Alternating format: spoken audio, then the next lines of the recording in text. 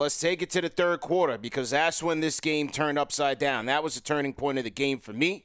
The Knicks shot out the gates early, especially in the second quarter. 71-point first half. Knicks shooting 8 of 11 from downtown. Captain Clutch Jalen Brunson going in with 23 points at the half. But in the second half, especially in the third quarter, it was Giannis. It was a dominant Giannis Antetokounmpo. 12 points for Giannis, 5 rebounds, 1 block in the third quarter. 37 points for him, 16 to 22 overall, and 8 rebounds. And from there, the Knicks just couldn't just couldn't solve the puzzle, man. He was brilliant.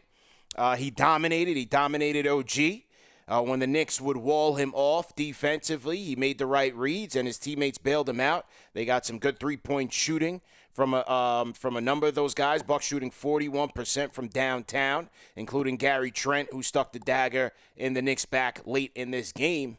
And that's pretty much all she wrote, man. Giannis showing the Knicks what a franchise superstar can do, and giving them something to think about as it relates to next year, man. It's tough to win games when your second best player is not putting up buckets, man. It's just plain and simple. Like Karl Anthony Towns is dealing with an injury. We know that it's the quad, and through these first 4 games, it looks like he is just. It's either it's got to be a combination of not understanding what he's supposed to be doing in this offense and that quad injury, man. And if you're not going to have Karl Anthony Towns helping offensively, then it's going to be a big uphill battle for this entire Knicks team. He was brought in here to knock down threes, being a high efficient scorer, and he just hasn't been doing that, bro. Like plain and simple. And so we can go into the whole dynamics of like what Brunson is doing, what Mikal Bridges could be doing, OG not being able to stop Giannis, but the fact of the matter is one of the reasons, because the other one I feel like is having Mitchell Robinson not as your paint protector. Everyone's just going to the cup, making it an easy work of the New York Knicks right now. But if Karl Anthony Towns is not going to be efficient in scoring as we're accustomed to seeing him do, it's going to be a long uphill battle, man.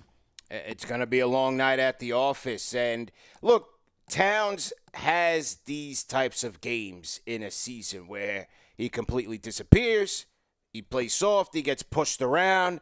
Then he compounds it with the mental blunders, the bad fouls. How many times in this telecast did Reggie and Jamal Crawford call out Karl Anthony Towns for just bad play? And it comes back to bite him every time. He picks up his 4th foul. He goes to the bench. He comes back in. They draw a charge on him. You know, he picks up his 3rd foul, goes to the bench, comes back in. Boom, instantly draws a 4th one by climbing over somebody's back. Those things of that nature. I wonder, and I did put this out there on Twitter, I do wonder, is it the quad that is bothering him? Because he does not have much of a lift. It does not have much of a lift on anything. And look, give credit to Kuzma. He was very aggressive with him. He bodied him up. We know that opposing wings give Karl Anthony Towns a lot of fits. And then on the other side, if it's not a wing, if it's not a Kuzma, then you got to deal with Giannis or you got to deal with a Miles Turner. So everywhere he looked tonight, he got bodied up. They were aggressive with him. They were physical with him. But sometimes, man, I don't like him. I've never liked this even from last year. Facing up from the three-point line and trying to make a play. It is cringe sometimes to watch. And then not being able to establish proper position even when you're trying to get an entry pass. Like, it's not connecting right now for Karl Anthony Towns, man. It was a brutal night for him. Only 12 shots on the night and just couldn't get anything done, man. Yeah, 12 shots and he only made two of them. So, look, man, tough night, and I'm hopeful that he could be able to turn it around, and I don't think this is going to be something that lasts the entire season. You know, you talked about it. You put it out there on Twitter. You said, I asked on last post game because even against the Miami Heat, you know, I was like, all right, Bam did have a good job, like going to like matching up against him, but just seeing that he's not able to finish shots that he's usually able to do, like that floater, like when he's about 3 feet away from the rim, like that's usually money for him. You know, even though you don't like to watch him barreling down the lane, that has been effective for him. And the 3-point shot has just been inconsistent. Not even a little, just been inconsistent overall. So I think the quad is bothering him. So it's a lot of things for him right now. I think he will be able to turn it around. It's just tough right now to watch, especially when you had 2 good wins to start the season and now you have 2 losses, and it's not over. There's so much more basketball to go, man. These are the like early growing pains of implementing a new system by Mike Brown, and we're still yet to see what can transpire from that. But the fact of the matter is, once again, if your second best player isn't going to be putting up buckets like we're used to him doing, like we saw last season, it's going to be a tough time for this Knicks team. And that's the thing where it's like, you speak on the offense and people, oh, Jalen, he's still holding on to the ball. He's just that and the third. He's your best player. And You needed him. If you needed him, and if you're not getting help from anybody else, because this is what happens sometimes with the Knicks, and it's the same thing as last year, and one of their flaws, it is the emergence of capable shot creators who can go out there and get their own when things tighten up. You're not always going to have chances to just loosey-goosey ball around, ring around the rosy around the perimeter and ball movement. You're not always going to be looking like the UCLA Bruins. Sometimes you got to give it to a guy, and he's got to get it out the mud for you. And the Knicks just don't have enough of those guys sometimes. So, of course, if Cap has it going, he had 23 points in the first half, 36 on the game, 14 and 25 from the field. Yeah, I'm going to go to my best player. I'm going to go to my best guy to get me out of a jam. And that's what Jalen Brunson tried to do for the Knicks tonight, time and time again. He tried to bail him out. He had 36 points, 14 to 25 tonight. I mean, he was just cooking from the jump. Obviously, you wanted to see him shoot better from downtown. He only went 1 to 5, but 7 to 9 from the free throw line. Gets you 4 boards. You'd like to see more assists, but the reason why you're not seeing more assists is because he didn't have any help outside of Mikal Bridges. You know what I mean? So 24 from Mikal.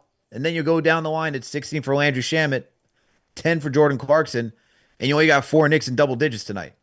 And like when you look at this team and you're saying, hey, and look, Jamal Crawford said it in the fourth quarter. It's like, the Knicks were really moving the ball in the second quarter, really the first half, and now it's gone to a lot of ISO. I'm like, yeah, it's gone to a lot of ISO because we don't have anybody else in the second half that's doing anything.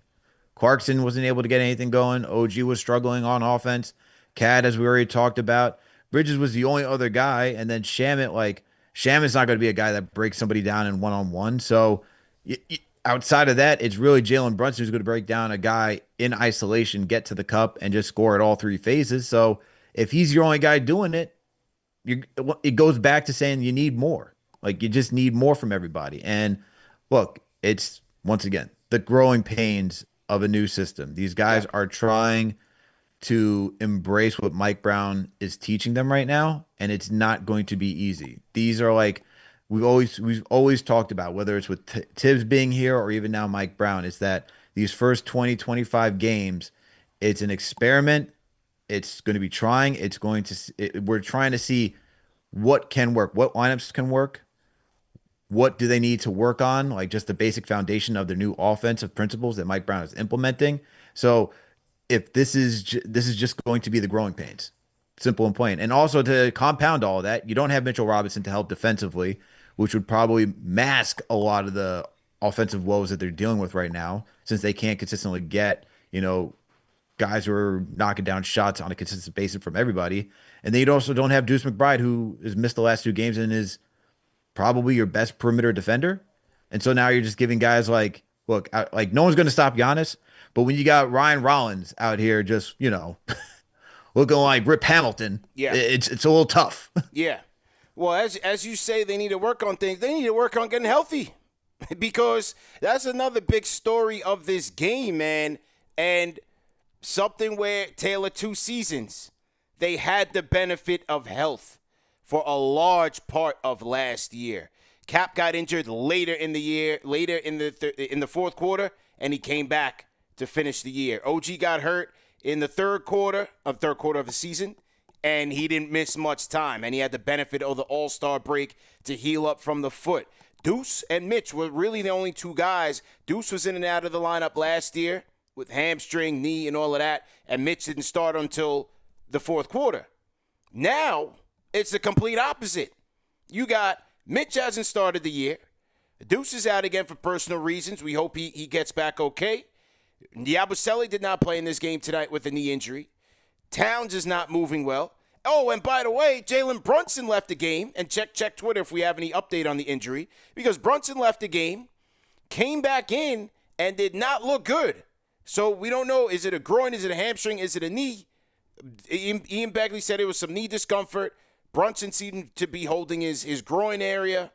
So now you got Cap, who could be part of the walking wounded. Talk about tale of two seasons, man. Adversity early for the Knicks. Earlier this season, before we even play the game, there was a rumor that Brian Windhorst said we spoke to Giannis or whatever the case may be, and the conversation was, would we pull the trigger if Giannis became available? And I called in and I said, 1,000%. Mm-hmm. Because if we're looking at, no disrespect to Cat, I'm not gonna use this as dumping on Cat, but even at Cat's best, and when you look at Jokic's best and you look at Giannis's best, it doesn't look like Cat plays in the same league with those guys. It just doesn't, right? And right now, I know the conversation is it's not the quad, it's not the injuries. It's been Cat's game from the very beginning. Somebody said in the comments, and they said it correctly, Cat doesn't want to play fast. And truth be told, I don't think he can really play fast because he has two left feet. He can't really play like high speed. He's better off playing like Kristaps more than, anything else. He's kind of like a half-court ball movement, create space for him to get in space kind of player. He can't really play fast. And another thing, today, 3 turnovers driving to the paint. The game before, 3 turnovers driving to the paint. The game before that, 5 turnovers, all in the paint. Yeah. If Cat has to put the ball on the floor, we are not a championship team. Can't. If he can put up he just can't do it. He just cannot do it efficiently. And again, this is not to dump on Cat. I see the comments. By the way, hilarious. They're calling him Mike Fitzdale now.